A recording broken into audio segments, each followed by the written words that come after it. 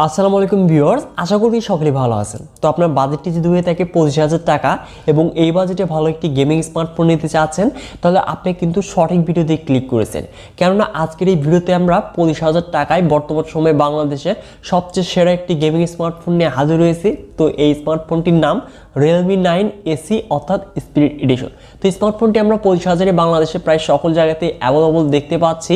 তো স্মার্টফোনটিতে যারা কিনা গেমার রয়েছেন, তো ভালো কিন্তু গেমিং পারফরমেন্স পেয়ে যাবেন।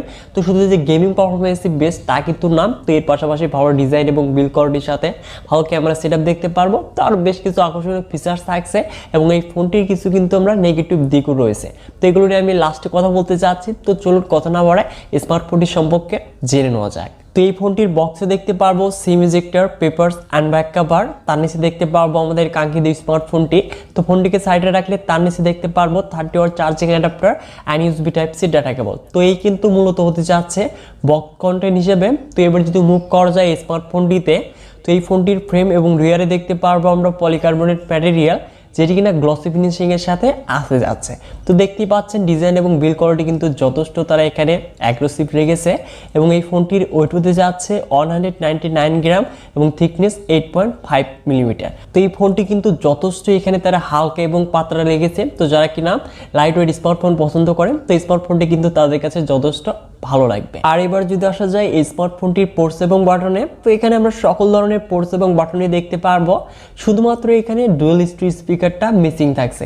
তো এখানে কিন্তু সেকেন্ডারি নয়েজ ক্যান্সেলেশনও থাকছে, তো অবশ্যই এটি একটি ভালো বিষয়।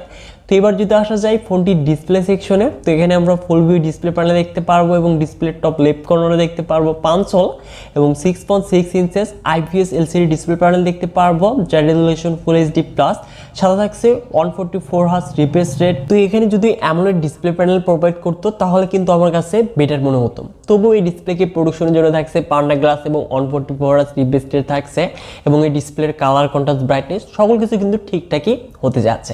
তো অবশ্যই এখানে কম্প্রোমাইজ করতেই হচ্ছে।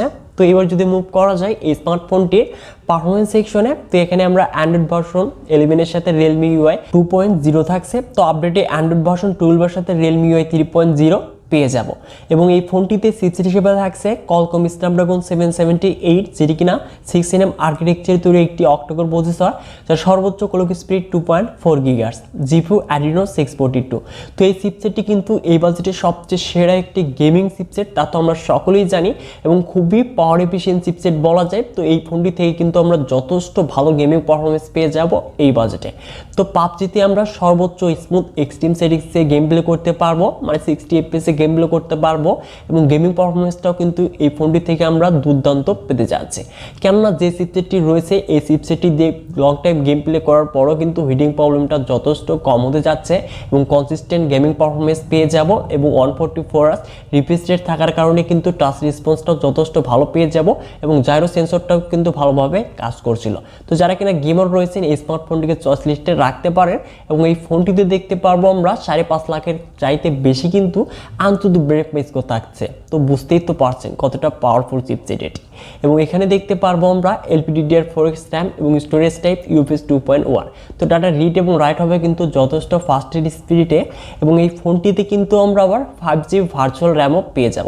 তো 11 GB কিন্তু হয়ে গেল। তো যারা কিনা গেমার রয়েছেন, তো অবশ্যই এই স্মার্টফোনটি তাদেরকে আমি চোখ বন্ধ করে সাজেস্ট করব। তো এবার যদি আসা যায় এই স্মার্টফোনটির ক্যামেরা সেকশনে, তো রিয়ারে দেখতে পারবো ট্রিপল ক্যামেরা সেটআপ, যার মেইন ক্যামেরাটি 48 মেগাপিক্সেল, সাদা থাকছে 2 মেগাপিক্সেল ম্যাক্রো এবং 2 মেগাপিক্সেল ডেপথ সেন্সর।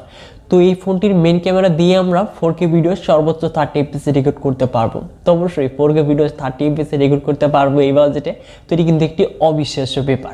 এবং এই ফোনটি যদি ক্যামেরা সেকশন নিয়ে কথা বলতে চাই, তো এখানে যদি একটি আল্ট্রাওয়াইড লেন্স থাকতো তাহলে কিন্তু আমার কাছে কমপ্লিট ক্যামেরা সেটআপ হতে পারতো। তবুও এই স্মার্টফোনটির মেইন ক্যামেরা দিয়ে কিন্তু আমরা যথেষ্ট ভালো পিকচার ক্লিক করতে পারবো। তো দেখতেই পাচ্ছেন আপনারা পিকচারগুলো।